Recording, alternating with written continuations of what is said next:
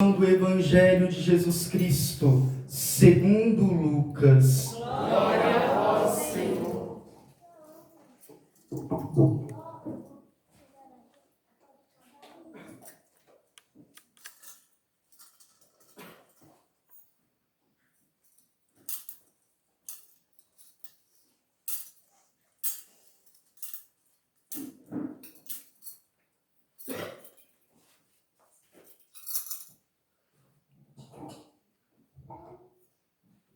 Naquele mesmo dia, o primeiro da semana, 2 dos discípulos de Jesus iam para um povoado chamado Emaús, distante 11 quilômetros de Jerusalém.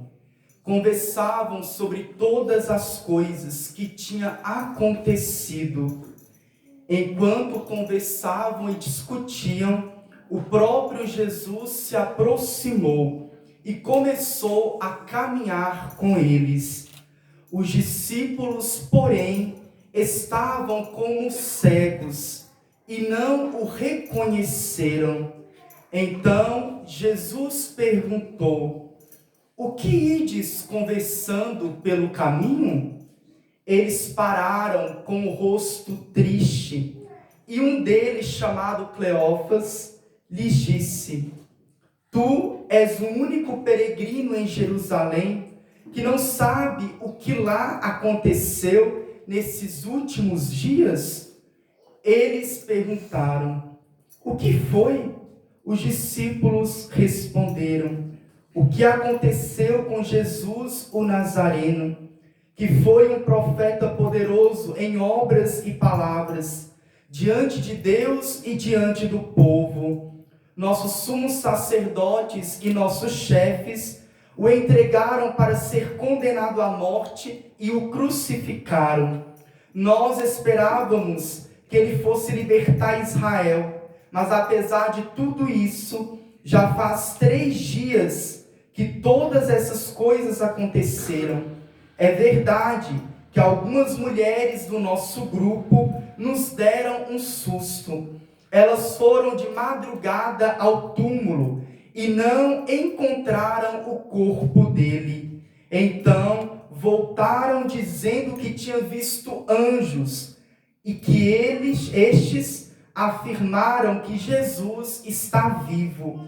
Alguns dos nossos foram ao túmulo e encontraram as coisas como as mulheres tinham dito. A ele, porém, ninguém o viu. Então Jesus lhes disse: como sois sem inteligência e lentos para crer em tudo o que os profetas falaram? Será que o Cristo não devia sofrer tudo isso para entrar na sua glória? E começando por Moisés e passando pelos profetas, explicava aos discípulos todas as passagens da Escritura que falavam a respeito dele. Quando chegaram perto do povoado, para onde iam, Jesus fez de conta que ia mais adiante. Eles, porém, insistiram com Jesus, dizendo: ficai conosco, pois já é tarde e a noite vem chegando. Jesus entrou para ficar com eles. Quando se sentou à mesa com eles, tomou o pão, abençoou-o, partiu e lhes distribuía.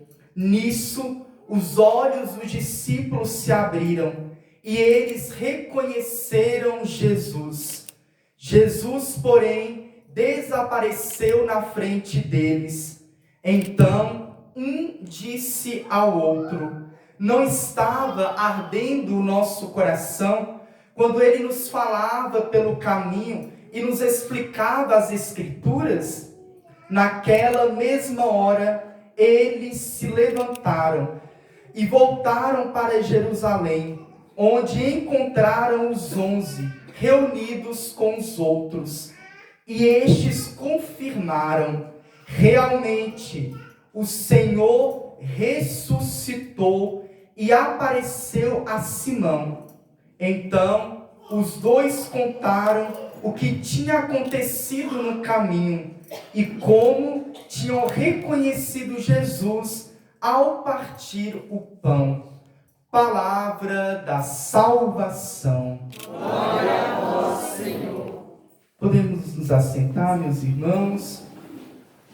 Reze comigo, Espírito Santo. Espírito Santo. Amor do Pai e do Filho. Amor do Pai. Vem sobre a minha mente. Sobre os meus lábios. Sobre o meu coração.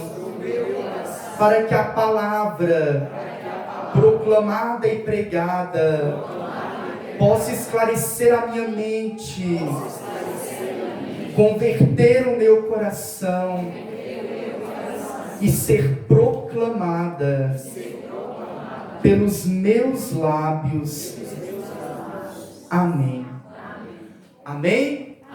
Amém. Louvado seja Deus que nos reúne nesta noite, noite de bênçãos, noite de graça, nesse caminho tão bonito que nós estamos fazendo, essa novena, esses 9 dias, nos preparando espiritualmente para celebrar com toda a nossa igreja a grande festa da misericórdia, da divina misericórdia. Essa festa tão importante para nós, porque nos recorda o quanto Deus nos ama, o quanto a misericórdia de Deus supera as nossas fraquezas, supera as nossas limitações.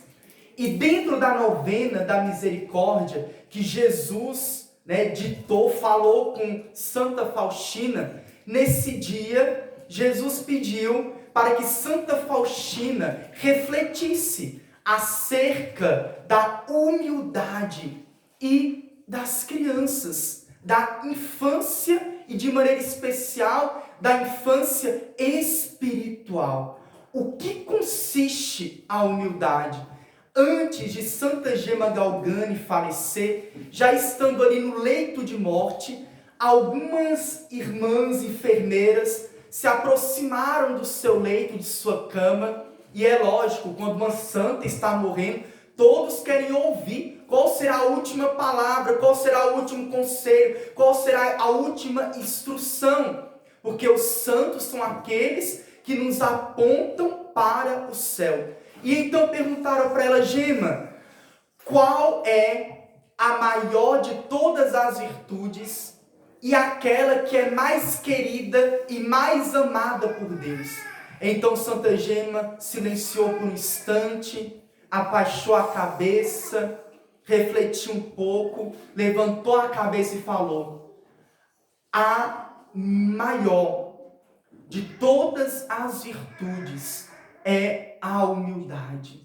E a humildade, ela é mãe, ela é o que sustenta, ela é a base de todas as outras virtudes. E dizia Santa Gema: sem a humildade, nenhum edifício se mantém em pé.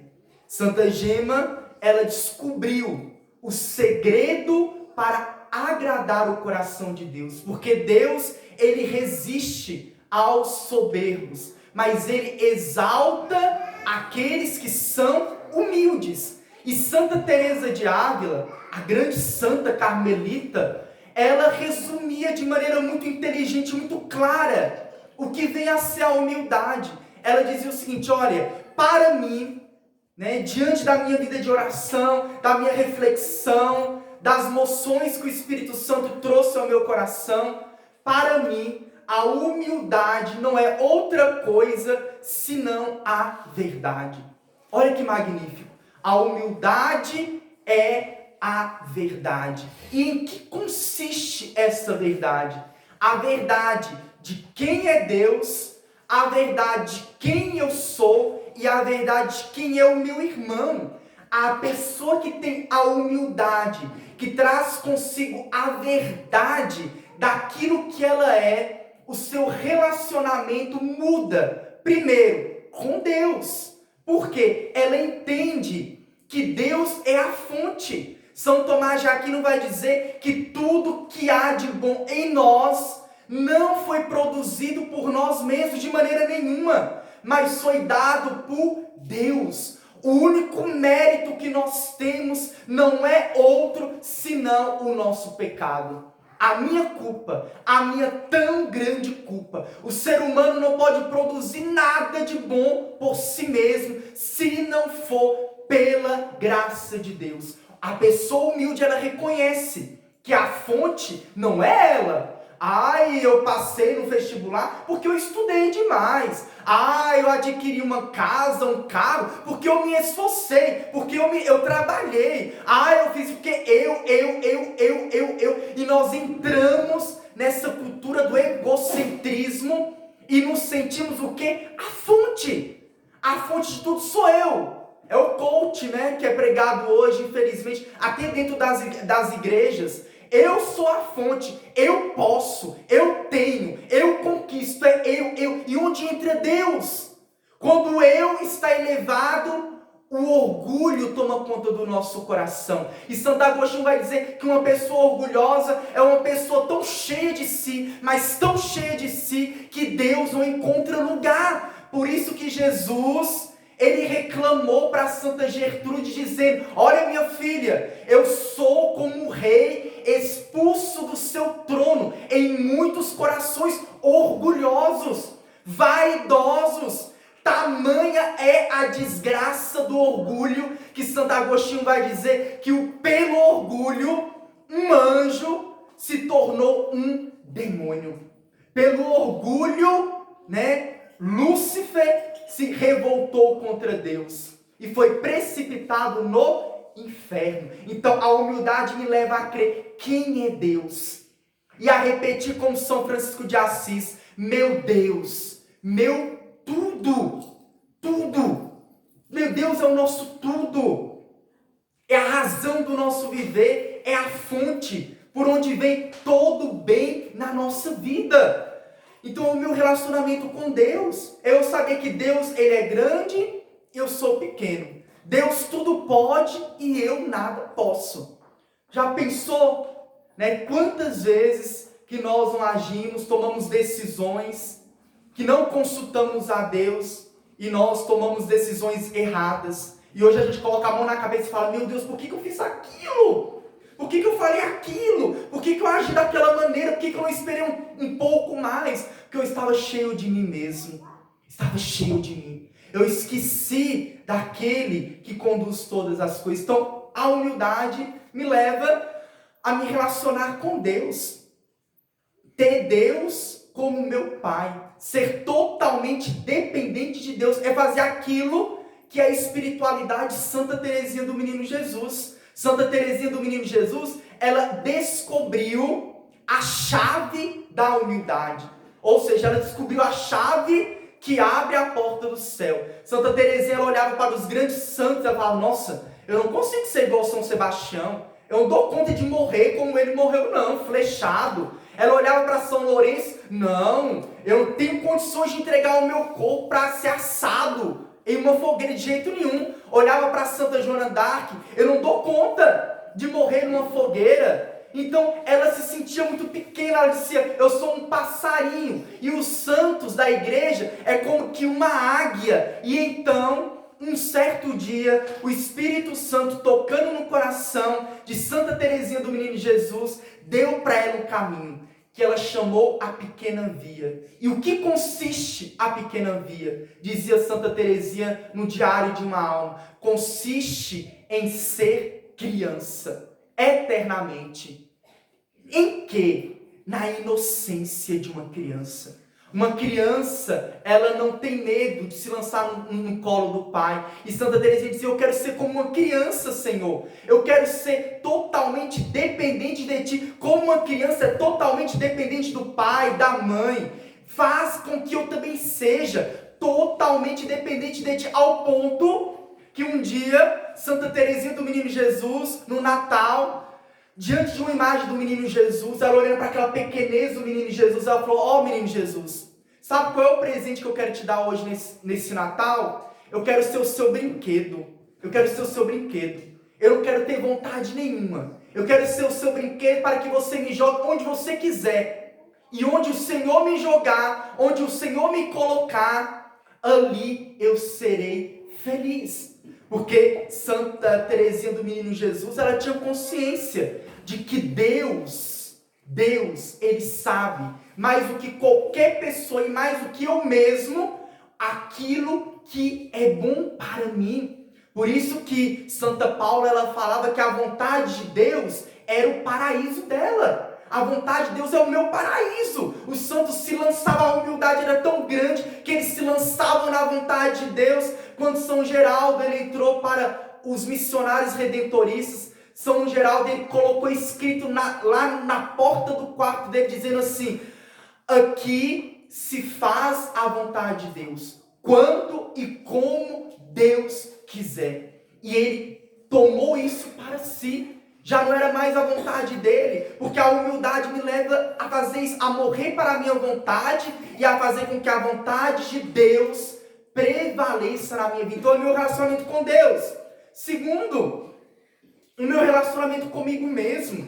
Uma pessoa que não é humilde, automaticamente ela não vai se conhecer, porque a humildade, ela está relacionada, ela está ali junta com o nosso autoconhecimento. Santa Catarina de Sena, ela dizia: olha, você quer se conhecer? Primeiro, seja uma pessoa humilde.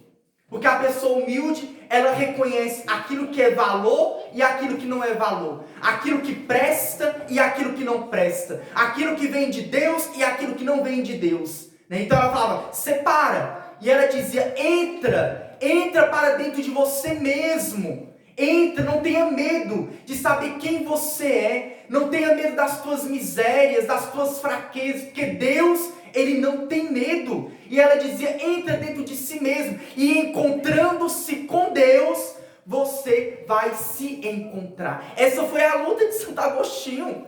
Enquanto Santo Agostinho foi orgulhoso, enquanto Santo Agostinho ele não foi humilde, ele falou: olha, eu procurei tanto tempo. Aquilo que estava dentro, eu procurei lá fora. E hoje, Senhor, que eu te encontrei, a minha alma não descansará enquanto não repousar em Ti. Porque ele descobriu o segredo. A humildade me leva ao autoconhecimento. A saber quem eu sou. A saber quem eu sou. Primeiro, que eu sou amado por Deus. Santa Teresinha do Menino Jesus dizia: eu sou aquilo que Deus pensa de mim. Porque tem tantas pessoas aí cri-cri, com corpo de mulher, mas com a cabeça de criança. Qualquer coisa fica irritada, qualquer coisa vira cara: eu tô de mal, eu não gostei disso, eu não gostei daquilo. Por quê? Porque falta essa consciência do que Deus pensa de mim. Então Santa Teresinha disse: não importa o que falam de mim. Não importa o que pensam de mim, o importante é o que Deus pensa de mim. E o que Deus pensa de mim se não amor? O que Deus pensa de mim se não cuidar de mim? Que eu sou um filho amado dele. Mas percebendo isso em mim, esse autoconhecimento, fruto da humildade, desse relacionamento comigo mesmo, vai me levar também a saber quem eu sou. Quem eu sou verdadeiramente. Santo Inácio de Loyola, ele falava que a humildade, ela consiste em nos alegrar com tudo aquilo que nos leva a reconhecer o nosso nada. É fácil a gente se alegrar com aquilo quando está tudo bom, não é mesmo? E quando a gente se depara com o nosso nada, ali está a alegria, em eu saber que eu não sou nada diante de Deus. Que Deus, Ele é o meu tudo. E Deus se alegra com aqueles que reconhecem o seu nada.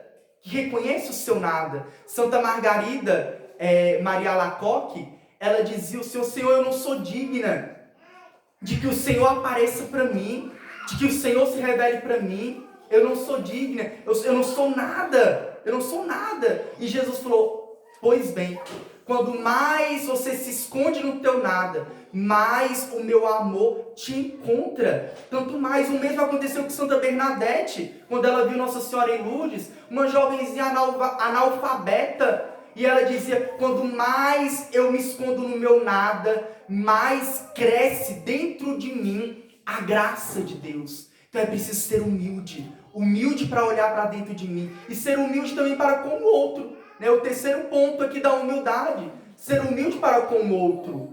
amar o outro, não por aquilo que ele faz, mas por aquilo que ele é. Santa Teresa falava que o nosso relacionamento com Deus, a nossa amizade com Deus, deve ser a mesma para com o nosso irmão. É muito fácil querer misericórdia do outro, não é mesmo? Mas não dá a misericórdia para o outro. Julgar, apontar os defeitos, se colocar como um juiz na vida do outro. Eu tenho que fazer como Santa Catarina de Sena. Eu devo desejar para o outro a mesma misericórdia que eu desejo para mim. E aí sim, meus irmãos, fazer essa experiência, dessa relação da humildade para com Deus, para comigo mesmo e para com o meu próximo. De saber que o meu próximo está, junto de mim. A Beata Helena Guerra falava, Deus acima de nós, nós abaixo de Deus e o meu irmão igual a mim. Aí sim, eu irei entrar no processo de santificação. O Diário de Santa Faustina, a palavra que mais tem lá, depois da misericórdia, é sem dúvida humildade. Porque a humildade, ela é a chave para a nossa santidade. Um dia perguntaram para Santo Agostinho, qual é o caminho que eu devo fazer, que eu devo trilhar para ser uma pessoa santa? E ele falou assim, olha, o primeiro degrau é a humildade, o segundo é a humildade, o terceiro é a humildade. E ele dizia, se você me perguntar mais, eu farei, eu repetirei 1000 vezes, é a humildade. E pela santificação, pela humildade, meus irmãos, nós iremos alcançar aquilo que nós tanto almejamos aqui na terra, sem dúvida, o reino dos céus. Tem uma santa na nossa igreja chamada Santa Thaís. Santa Thaís, ela é muito pouco conhecida, né? Porque é santa, fica bem longe de nós, a nossa realidade. Mas Santa Thaís, ela foi uma mulher que viveu uma vida muito frívola. Ela era prostituta, ela era dada aos pecados da carne, vivia na luxúria, vivia na prostituição. Mas um dia Santa Thaís, ela fez a experiência da humildade. Ela reconheceu, né, a sua doença para tratar. Porque não adianta nada o médico falar com você que você tem tal doença e você não trata. Santa Thaís, ela percebeu a enfermidade dela, a humildade fez com que ela enxergasse os seus pecados e ela se converteu. E a humildade dela era tão grande que ela não se considerava digna de entrar na igreja. Santa Thaís não se considerava digna de olhar para o Santíssimo e falar, meu Deus, tem de piedade de mim. Tamanha era a sua humildade. E um dia, São Jerônimo rezando, foi revelado para ele um lugar muito especial lá no céu, que Deus havia preparado para Santa Thaís, por causa de quê? Da sua humildade. O mesmo aconteceu com Santa Margarida de Cotorna. Ela foi revelada pelo próprio Jesus, que ele estava preparando um trono para ela lá no céu, junto com os serafins, por causa da sua grande humildade aqui na terra. O mesmo Deus fez com São Francisco de Assis. O Frei Pacífico, estando ali rezando com São Francisco, viu um trono lá no céu, todo luminoso, todo cheio de glória, sem ninguém. E então o Frei Pacífico perguntou, mas de quem é esse trono? E então Jesus falou com ele, esse trono era de Lúcifer, o anjo da luz. Mas agora ele está reservado para o seu pai espiritual Francisco de Assis. Porque o que Lúcifer perdeu por orgulho, Francisco, ele alcançou, ele ganhou pela sua humildade. Olha que coisa maravilhosa! Pela humildade, meus irmãos, nós alcançamos o reino dos céus. Se tem uma virtude que é comum de todos os santos, chama-se a humildade. Quando mais santo uma pessoa é, mais humilde ela é. O que mostra a santidade na vida de uma pessoa não é simplesmente os dons que ela tem, não é simplesmente o que ela faz, mas é a humildade que ela traz consigo. E hoje, no Evangelho, nós podemos constatar um Deus humilde, um Deus que se entregou. Nós acabamos de ouvir aqui a segunda missa, né? Uma missa foi celebrada na Quinta-feira Santa, antes da morte de Jesus, com todos os discípulos. Foi celebrado ali né, a ceia. E agora nós estamos vendo uma segunda missa celebrada com Jesus ressuscitado para aqueles dois homens que estavam ali caminhando com Jesus. Jesus falava, mas eles não entendiam por quê. Eles não compreendiam, eles não perceberam que era Jesus, porque a dor estava muito grande. A dor, o medo estava muito grande. O povo judeu estava perseguindo os apóstolos. Muitos ficaram no cenáculo, mas muitos deram o pé, né? Voltar para Emaús significa voltar para a vida velha. Voltar para Emaús significa abandonar a promessa. E qual era a promessa? A promessa era a ressurreição. Eles nem sequer esperaram o terceiro dia. Né? A gente quer tudo muito rápido, Deus tem que me atender, tem que ser isso, e nós ficamos muito presos no sentimento. Se eu sinto algo, eu fico. Se eu não sinto algo, eu não fico. Ontem eu falava lá na minha paróquia, eu não vou ficar na igreja, eu vou mudar de igreja porque eu não estou me sentindo bem na igreja católica. Eu não vou rezar porque eu não estou me sentindo bem. Onde está escrito que nós devemos sentir bem para estar na presença de Deus? Aqueles dois homens se apegaram no sentimento, meu irmão. O sentimento nos engana. Nós não podemos nos apoiar simplesmente no sentimento, mas naquilo que é real, mas naquilo que é concreto. E eles ficaram ali parados. Eles pararam na dor. Mas os santos da nossa igreja não pararam na dor, eles não desistiram de maneira nenhuma. Eles não desistiram. Santa Luzia, né, arrancaram ali os olhos de Santa Luzia. Santa Luzia estava lá fiel. Qual era o sentimento que ela tinha para permanecer fiel? Para ser cortado o pescoço dela? Santa Águida, cortaram os dois seios dela. Onde é que estava o sentimento, que prazer que tinha ficar com os dois seios cortados, 3 dias agonizando? Que prazer, meu irmão. Seguir Jesus, né, glorioso, ressuscitado, significa primeiro seguir Jesus no Calvário. Não tem como ressuscitar se eu não passar pelo Calvário. O Calvário é o caminho que nos leva para o céu. Os discípulos de Jesus só receberam a graça do Espírito Santo, e nós estamos vivendo agora o tempo do Espírito Santo, não é mesmo? Porque eles perseveraram, eles não pararam na dor, mas eles ficaram lá, clamando, pedindo. O Espírito Santo estava o quê? Sustentando. Mas houve algo aqui muito interessante. Enquanto Jesus falava, eles não compreendiam, mas em um dado momento, eles convidam Jesus para entrar na casa, imagina. E ali, Jesus senta com eles, Jesus pega o pão, Jesus abençoa o pão, né? E certamente naquele momento já é o corpo dele dado.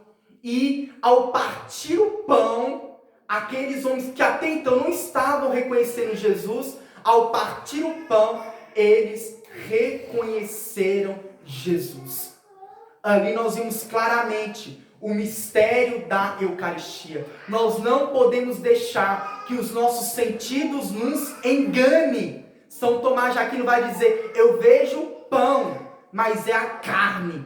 Eu vejo o vinho, mas é o sangue. Por quê, meu irmão? A fé, vai dizer Santo Agostinho, não está no corpo que se inclina, mas está na alma que crê, está na mente que crê. Então ali estava muito claro que já não era mais o pão, já não era mais o vinho, era o corpo e sangue de Jesus. Eles reconheceram Jesus na Eucaristia. E na Eucaristia nós temos essa manifestação da humildade de nosso Senhor Jesus Cristo. Veja a grandeza de nosso Deus, a grandeza, o poder de nosso Deus se rebaixar, vir até nós em um miserável pedaço de pão.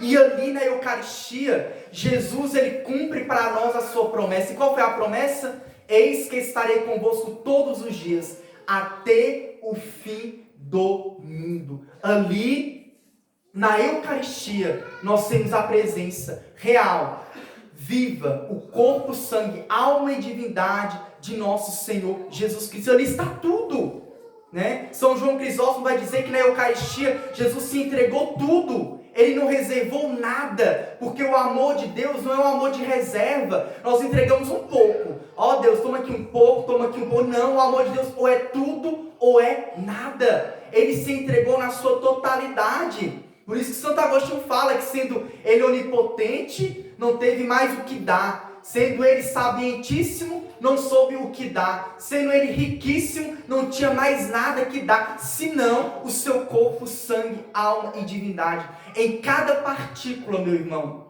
em cada hóstia que nós recebemos, ali está o corpo de Cristo na totalidade. Na totalidade.